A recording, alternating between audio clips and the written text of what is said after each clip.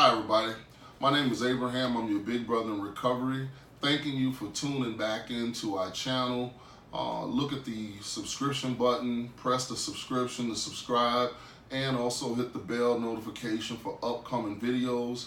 First of all, I'd like to thank all of you for subscribing and checking in and leaving me emails and comments concerning the value that this channel is adding to you as we're all trying to figure this thing out. You know, I haven't arrived, but one thing I can say is after 37 and a half years of uninterrupted sobriety, I'm learning more and more every day that this is not about me, but it's about me serving others. So today, what I'd like to do is talk about another topic that many find to be pretty, what's the word I want to use, difficult, challenging, and there are a few other words that come to mind right now that are all negative words. But I'd like for you to, first of all, listen to what I'm about to say.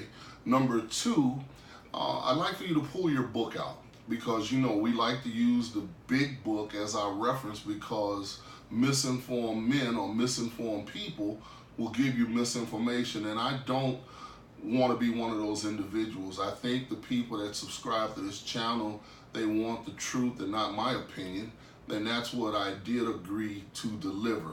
So while you're attempting to get your book, and you may want to get a pen and a piece of paper out so you could write down what I'm about to share with you. But what I want to talk about is, what did Bill W. do in order to recover? You know, we talk about the 12 steps are the key to getting us free from not so much our addiction, but our thinking. You know, the first 3 steps help us get right with God. Step 4, 5, and 6 help us get right with us. Step 7, 8, 9 help us get right with other people. But step 10, 11, and 12 help us maintain what we've just obtained from 1 through 9. And basically, that is a relationship with all 3 people involved, God, ourselves, and others, because we can't live in this world without the 3. What I'd like you to do, hopefully by now you've gotten your book, I'd like for you to revisit a chapter. We're going to revisit Bill's story, and we're just going to extract a few things out of the story just for you to ponder and take a look at later that will enhance your recovery. I believe it was Einstein that's accredited for saying that insanity is doing the same thing over and over again, expecting a different result. But he's also famous for another quote, and that quote is, out of complexity, get simplicity. You know, you see in your home group the sign that says, keep it simple. Or you also see a sign that says, first things first. And it simply means to take the confusion out of what you're doing, because we in recovery refuse today to be confused.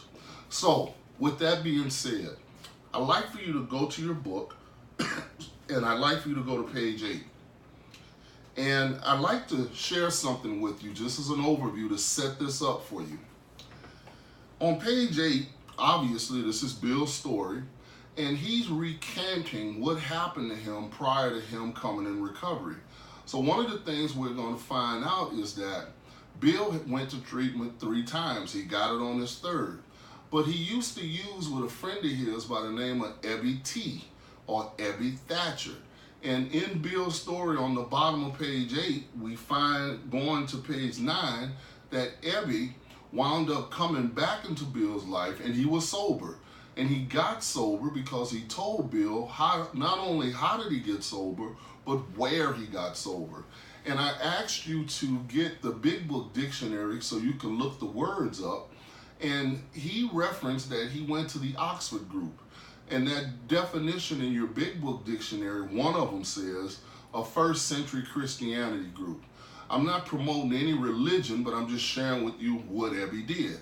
In other words, Ebby went to the church on the corner and got born again. And what happened was, as a result of that, he got free from his addiction, and he learned the 6-step program and brought it back to Bill. Now let's take a look at something. I'll show you that 6-step program that most people are unaware of even exists. Go to page 263. Leave your finger on page 8 of Bill's story because we'll be revisiting that. On page 263, 262, we'll find out, and I'll start reading at the bottom of the page. There was a guy by the name of Earl T. And Earl wrote this story about he sold himself short, and Earl had a sponsor who was the co-founder of Alcoholics Anonymous, Dr. Bob. And Dr. Bob sponsored Earl T. And Earl T recanted and wrote down how that experience or that relationship went. So let's take a look at it. Excuse me. At the bottom of page 262, the day before I was due to go back to Chicago, it was Dr. Bob's afternoon off. He had me to the office and we spent 3 or 4 hours formally going through the 6-step program as it was at that time. Wow, 3 or 4 hours. That's pretty interesting. And they worked all 6 steps. I just want you to read the book, not listen to me. You know, one thing about me is that don't believe anything I say, but listen to what I say. Go back and research it for yourself. And if I'm right, you'll have a greater appreciation for me. Now notice what it says. They went through 6 steps that they got from Evie Thatcher from the Oxford group. And here are the 6 steps. Complete deflation. That sounds like step 1 to me. Dependence and guidance from a higher power. Well, that sounds like step 2, step 3, step 6, step 7, and step 11. Write these down, play this video back, and go back and look at the steps for yourself. Number 3, moral inventory. Well, that sounds like step 4 and step 10. Confession. Sounds like step 5 to me. Admitted to God, to myself, and another human being the exact nature of our wrongs. Step 5, or restitution. That sounds like step 8 and 9, because guess what? We hurt and harmed others, not just ourselves.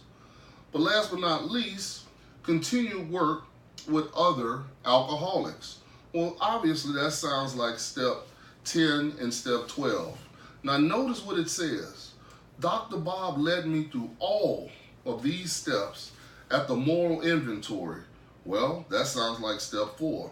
He brought up some of my bad personality traits or character defects such as selfishness, conceit, jealousy, carelessness, intolerance, ill temper, sarcasm, resentment. When we went over these notice what it says, great length. And that he finally asked me if I wanted these defects of character removed. When I said yes, sound like step 6, we both knelt at his desk and prayed. Each of us asking to have these defects taken away. Sound like step 7. This picture is vivid, still vivid. If I live to be 100, it will always stand out in my mind. It was very impressive, and I wish that every AA could have the benefit of this type of sponsorship today. Dr. Bob always emphasized, watch this, the religious angle very strongly, and I think it helped. I know it helped me. Dr. Bob then led me through the restitution steps, in which I had a list of all persons I had harmed, sound like step 8, and worked out ways and means of slowly making restitution, step 9. I made several decisions at that time. One of them was that I would try to get a group started in Chicago, step 12. The second was that I would have to return to Akron to attend meetings at least every 2 months until I did get a group started in Chicago. Third, I decided I must place this program, watch this, above everything else, even my family, because if I did not name my sobriety, I would lose my family anyway. If I did not name my sobriety, I would not have a job. If I did not maintain my sobriety, I would have no friends left. This is why we named this channel Sobriety Society, because we understand sobriety is simply the opposite of insanity, or sanity. That's basically what it is, soundness of mind. But we understand in our literature, it says a man or woman is unthinking if they think sobriety or sanity is enough. We need to do more than just get clean and sober.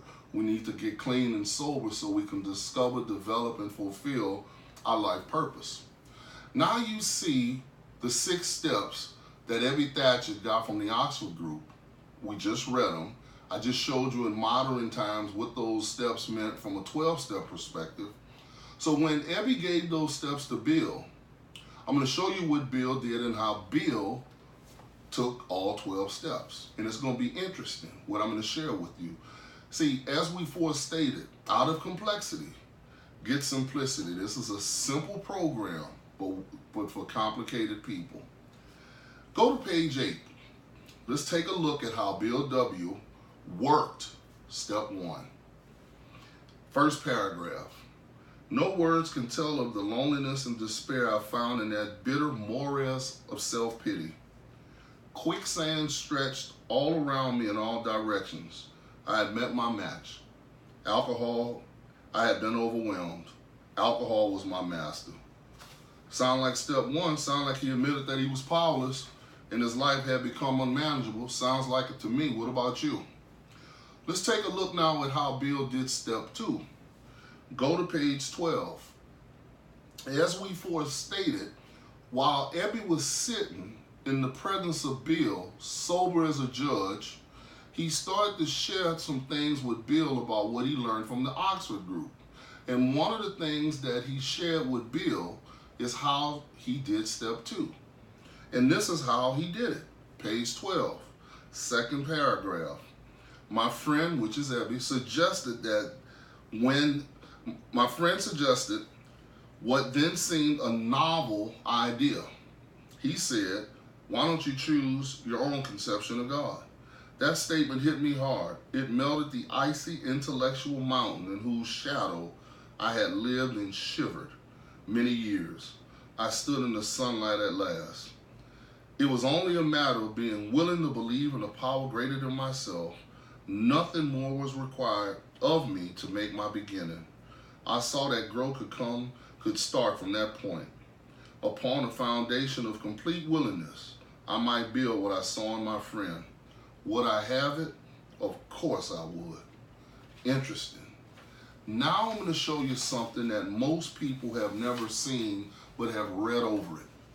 I'm going to show you where Bill took all 12 steps in one day in the hospital. Go to page 13. I want you to start at the first paragraph on top of the page as I dissect these for you. Play this tape over and over so you can underscore and write things in your own book so you can see you can do this. You can recover. This is not difficult. Don't let people make you think that you have to jump through hoops of fire. This is real simple, but guess what? You need someone to help you, and there's people out there that can. There I humbly offer myself. Well, first of all, at the hospital, that's where Bill is, I was separated from alcohol for the last time. Treatment seemed wise, for I showed signs of delirium tremors. You don't get DTs by being a social drinker. You got to be an alcoholic. So Bill obviously went back to treatment because he was a real alcoholic. Notice what he did while in the hospital suffering from DTs. He did step 3.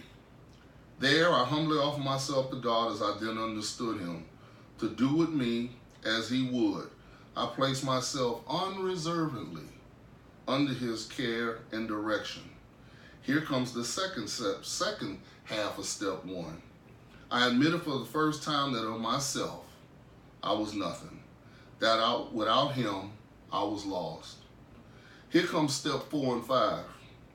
I ruthlessly face my sins. That's an interesting word to circle. Where did that word come from? The Oxford group. They were reading the Bible. And became willing, step 6, to have my newfound friend, which is God, take them away, sound like step 7, root and branch. Notice what he says next. From the hospital, I have not had a drink since. Here comes step 5. My schoolmate visited me. We know that was Ebby. And I fully acquainted him with my problems and deficiencies. Step 4. We made a list of people I had hurt or towards whom I felt resentment. Here comes step 8. I expressed my entire willingness to approach these individuals, admit my wrongs, never was I to be critical of them. Here comes step 9. I was to write all such matters to the utmost of my ability. Here comes step 10 and 11. I was to test my thinking by the new God consciousness within. Step 10. Common sense would thus become uncommon sense. Here comes step 11. I was to sit quietly when in doubt, asking only, circle that, only, for direction and strength to meet my problems as he would have me. Never was I to pray for myself, except as my request bore on my usefulness to others. Then only might I expect to receive, but that would be in great measure. Here comes step 10 again. My friend promised me, when these things were done, I would enter upon a new relationship with my Creator. Why? Because I developed a relationship with the Created. Step 4 through 9, that I would have the elements of a way. This is good. Let me keep reading. A way of living which answered all, circle the word all my problems. Belief in the power of God plus enough willingness, honesty, and humility to establish and maintain the new order of things were the essential requirements. In order to get sobriety, you have to go through all 12 steps. So now he's talking about step 10 through 12. Page 14. Simple but not easy. A price had to be paid. Here's an Abrahamism. Sobriety is free, but recovery cost. It meant destruction of self-centeredness. Why? Because self-will runs riot. I must turn in all things to the Father of lights who presides over us all. These were revolutionary and drastic proposals, but the moment I fully accepted them, because he has a choice, then the effect was electric. There was a sense of victory followed by such a peace and serenity as I had never known. There was utter confidence. I felt lifted up as though the great clean wind of a mountaintop blew through and through. God comes to most men gradually, but his impact on me was sudden and profound. He got the Holy Spirit, fellas. That's what happened to him. The Holy Spirit came in and did something to Bill. He got so freaked out. Look what he did next.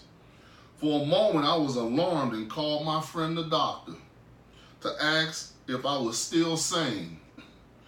He listened in wonder as I talked. Finally, he shook his head saying, something has happened to you. I don't understand, but you better hang on to it. Anything is better than the way you were. The good doctor now sees many men who have such experiences. He knows that they are real. And I do too, because it happened to me. But notice step 12. Watch this. While I lay in the hospital, God's still dealing with Bill. The thoughts of things. Now he discovered when he recovered his purpose. Came that there were thousands of hopeless alcoholics who might be glad to have what had been so freely given me. Perhaps I could help some of them. Then in turn, might work with others. Step 12, my friend had emphasized the absolute necessity of demonstrating these principles in all my affairs. Particularly was it imperative to work with others as he had worked with me. Faith without works is dead. That sounds like James 1 and 5. He said, and how appallingly true for the alcoholic. Here's step 10 through 12.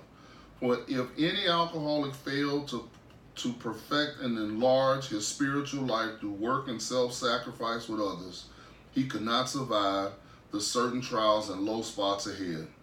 If he did not work, he would surely drink again, and if he drank, he would surely die. Then fate would be dead indeed.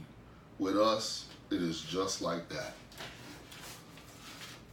I hope you got some value out of what we just read. You probably have to replay this over again, but what I wanted to emphasize is that Ebby Thatcher, Bill's old using partner, old drinking partner, went to the church on the corner, the Oxford group, got born again, got their 6 tenets, came, brought it to Bill, sponsored Bill with him. Bill, in turn, apparently worked with Dr. Bob because he was AA number 2, and Dr. Bob started working with Earl T, and guess what happened? Bill turns right back around and noticed these 12 steps I showed you Bill worked. You ever notice something? Bill worked all 12 steps before this book was even written. Because guess what? The book wasn't even written yet before he recovered. He didn't write the book until years later when more than 100 men and women made applicable the process that was shown him.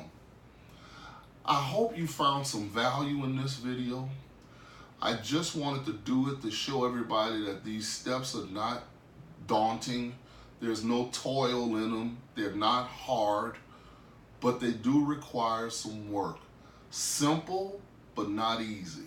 But if a man that was suffering DTs in a hospital bed can work all 12 steps in one day, what's your excuse? And for all the naysayers, think about this. Ask yourself this question. I talked to a guy last week and I asked him a question. I said, well, how long did it take you to learn how to drive? He said it took him a week. I asked him how long ago did he learn how to drive? He said 25 years ago. And so what I shared with him was, I told him I stand to be corrected. You mean to tell me you learned how to drive in 1 week, but you've been practicing driving for 25 years? And he laughed. That's the analogy I want to use with this. You can work all 12 of these steps in the next 30 days, but you will practice step 12. You will practice these steps for the rest of your life because no one, neither myself, has been able to maintain anything like perfect adherence to these principles. But guess what?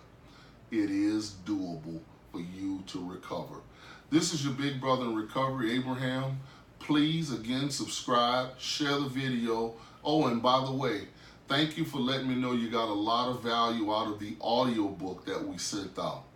I'll talk to you soon. Everybody, live responsibly. Enjoy your holiday. Talk to you soon. Bye.